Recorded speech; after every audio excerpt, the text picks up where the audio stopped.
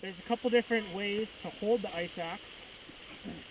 There's my way, and then there's the Institute's way. My way, no, there's actually self-belay and self-arrest. So self-arrest mode is to hold the adze part of the ice axe next to your thumb, like this, and then just drop it down next to your side, and you'll naturally grab the top of the ice axe with either one or two fingers on either side of the shaft. This is your way? This is how I do it. Everybody else can do people.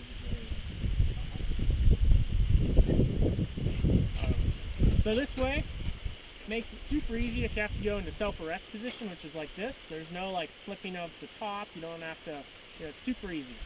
So this is the way that we'll practice self-arrest in, and it's how you should learn first because it's simplest. The other way to hold it is simply rotating it 180 degrees. So this is called self-arrest mode. This is called self-belay mode. So where you hold the pick and then you wrap it down and hold it.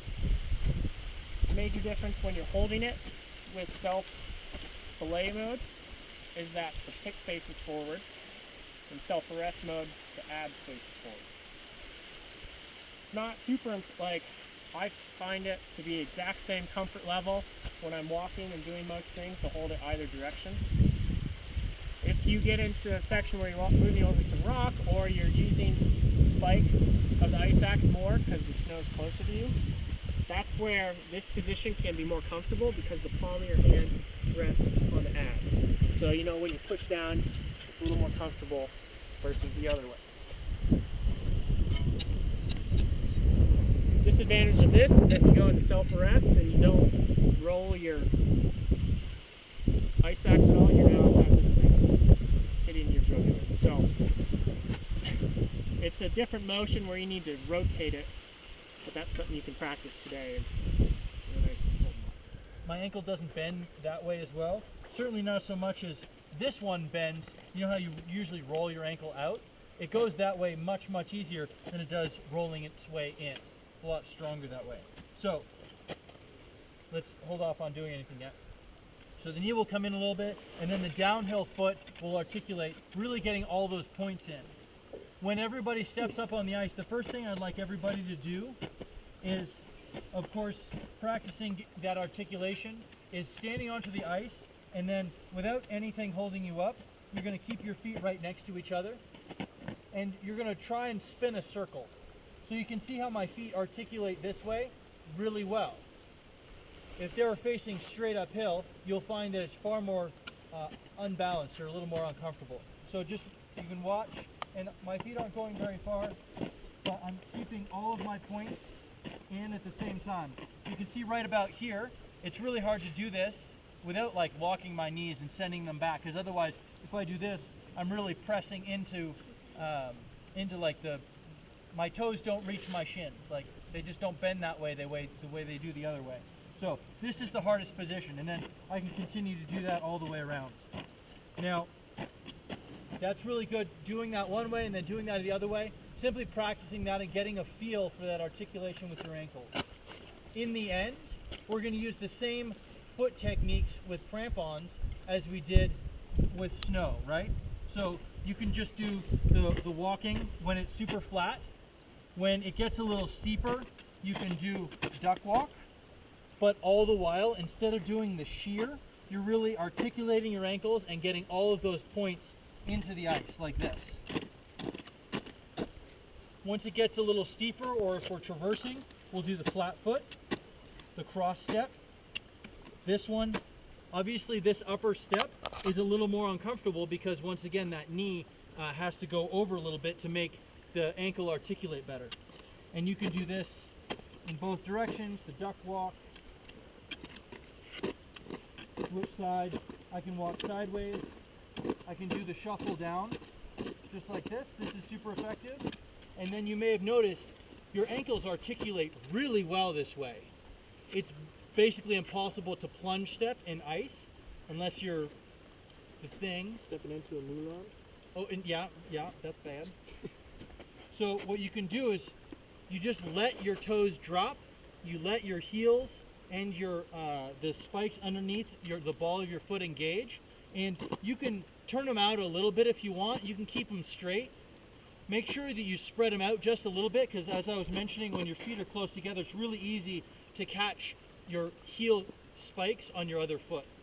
And that would be bad. Obviously, you're going to go head over heels. So, once again, that bent knee, athletic position, wide stance, tiny steps. That's the beauty about snow and ice, even to a greater degree, is that you can step anywhere. You don't have to take big steps. A lot of small steps because that way your center of balance will be over them. Anytime you're taking big steps, you have to push onto it. And then if it doesn't quite work, if you slip or you're out of balance, you saw how I had to drop back onto my other foot. That kind of dynamic movement, if you happen to trip or something goes a little haywire, you're that much more likely to fall. So, tiny steps, engage all of the points, and then, as you can tell, there's nothing on the surface here. This is just ice. You can imagine trying to self-arrest on this. It would actually be more dangerous to tie into a rope team on this material, because if he was tied into me and then he fell, you think I'd be able to stop him? Probably not. Which means instead of one person falling, it's two people falling. So what we do is we increase our security by using crampons on this terrain, and then we decrease our risk by separating ourselves. And if he happens to trip and fall into a crevasse, we're basically going to avoid them in the first place, because they're not hidden. We can see them because there's nothing covering them, no snow. There's crevasses all over here. We'll step across several of them. If he happens to mess up and find himself in a crack, that's what the harness is on for. That's why we have the ice screw. That's why we have the rope. That's why we have the rest of our team to help support each other to rescue him, right? But we're going to keep things from getting worse by actually staying separated. That said, of course, especially for those who have less experience, we're going to want to stay together. We're going to move slowly, use those tiny steps. We're generally going to walk right where the leader walks. The reason they've chosen that path is largely based on what they see, and they know more than the people behind them because they can see more, right? They have the vision for the path. So unless we say so otherwise, in a particular area where it's wide open, we'll generally follow the person ahead of us.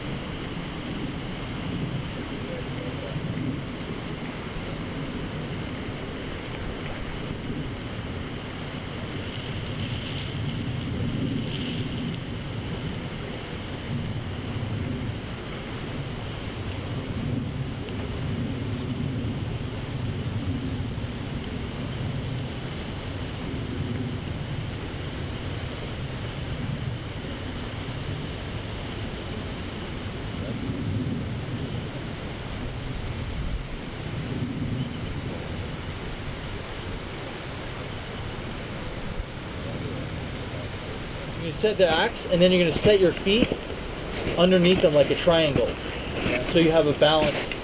If you have your feet over to the side, one way or the other, when you take that axe out, you're going to tip over. So you're going to set your feet underneath the axe like a triangle, so you're balanced, and then you should be able to get the axe out. You don't pull it out, because you're going to get your balance to fly off. When you set your feet, put your hips into the wall, and then you can work on the axe a little bit, and then set it above you. Okay? Yeah. Bye, Sean. Good.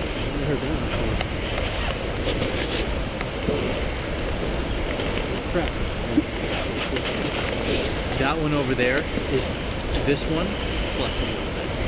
That over the bulge is just a little bit. So Look at these pros. He's a pro. You'll find me a lot.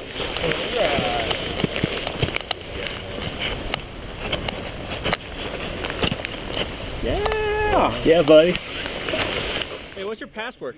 You just on the right-hand corner. Oh yeah, camera. Bring your Gotcha. finger up like that camera. Good. You can make tiny steps. You don't have to make big steps. There you go. Still not like you. That's what matters. That's a long time.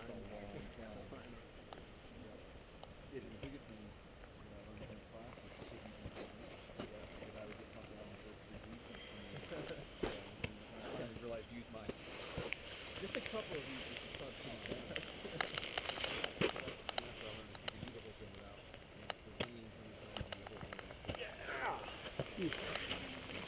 Let's go.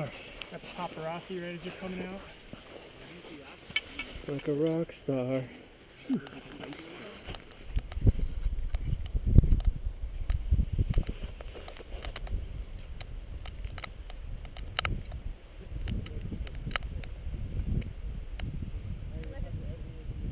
My first ice climb.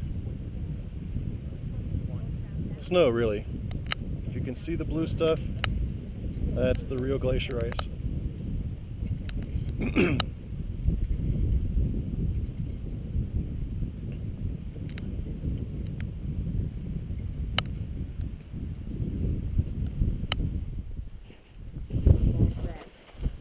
know crevasse rescue yet. We haven't gotten to that far yet. No.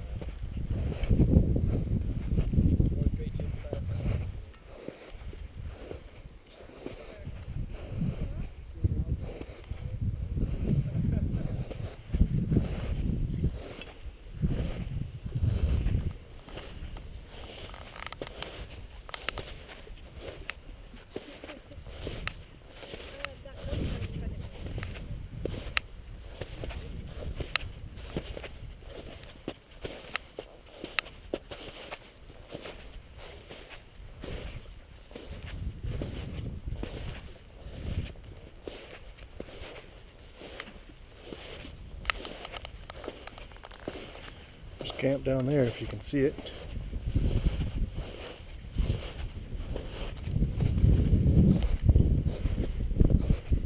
Sure, I'm gonna take the axe first though. Munter with a mule. I never ever used this. Munter you can belay on, mule locks it off. Yep.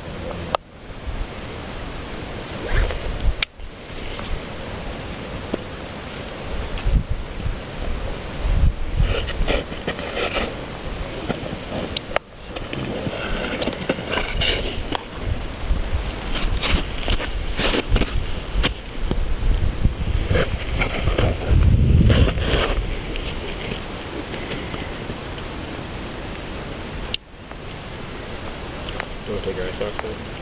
Yeah, I got my This is a backup, right? So, if in theory you slid all the way to the end of this, it's an absolute fixed backup. You're not going to go any farther. Like this. Good. Happy about that? Sean, how do you feel? You're about to free fall into a crevasse. Is now a good time? Okay. So get yourself situated on the edge there. And you're going to rotate to your left. Your other left. Let's get this on your other side. Nah, you'll rotate to your right. Okay. There you go. Are you ready? Do you want it to know or not? Hey, you want me to take a little slack off? Falling would be nice. No. You want to have full weight? I mean, there's not a lot of slack right here, so he's already going to be taking. Okay. Yeah. You're pretty good about it. So do you want to hear falling or not? Falling would be helpful.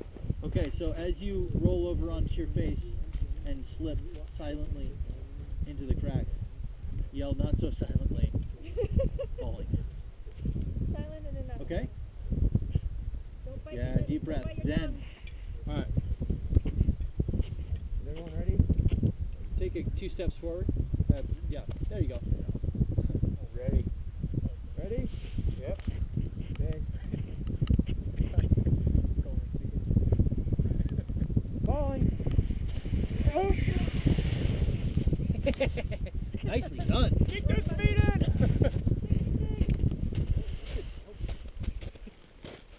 Keep those feet in. Yeah. Good stance. How does it feel? Ready. Oh yeah. Yeah. Hi, Sean. Hey Dave. Just chilling. How was that fall?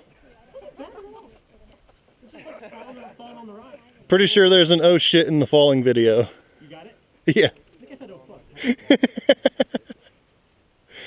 That's pretty good. Love the climbing harness. Yeah. No wedgies, right? No wedgies. All right. It's Well. fun. You should try it. Oh, maybe. It's actually not that bad. Yeah.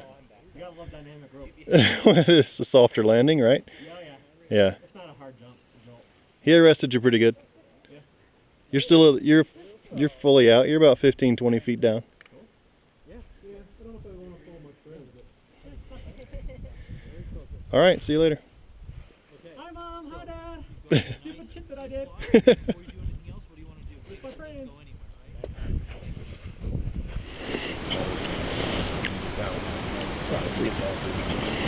Ready, Ashton? You're gonna sit down first. I'm gonna sit, and then I'm gonna do the whale. Yeah. The reverse whale. Reverse whale. Reverse whale. Reverse whale anti-climber. Yeah, and I'm gonna yell falling. Okay. And then Wait. before you do that, do you want? You're gonna tend that. I'm gonna take in a little bit of spot. There's a lot of. Okay. Do you want? Are you gonna body block too, or? What's body blocking? Just literally standing in the way. So even if he ends up hanging from that rope, Right. it also means that you might still slide, and like it's for you to know that you're not going any farther than that. Right. I like seeing some of that flat ground. Yeah, so now here's the crux. You can see how narrow of a channel you dug out. Ready? I don't think that's relevant at this point. Yeah.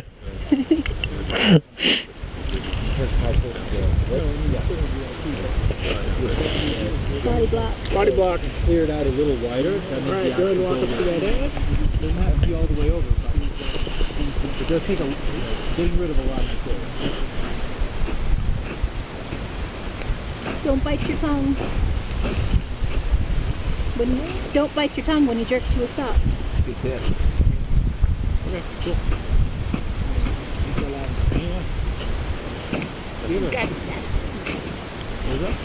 Ready? Ashton, ready? Ready? Falling. Yeah.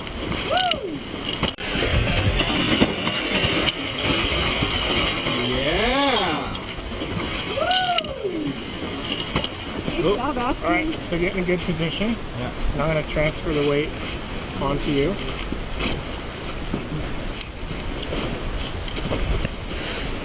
Problem is, my backpack How was it? has pushed my helmet over my eyes. Oh yeah. That's been done. Okay, get in a good position. Yeah.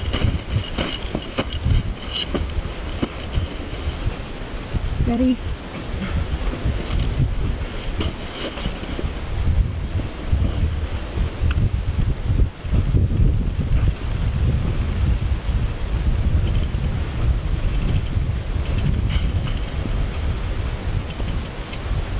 Okay, it's all on you. It's heavy.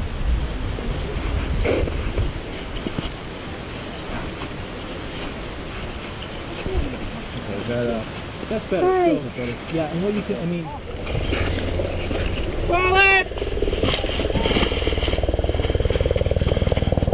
here's one, however. Really quick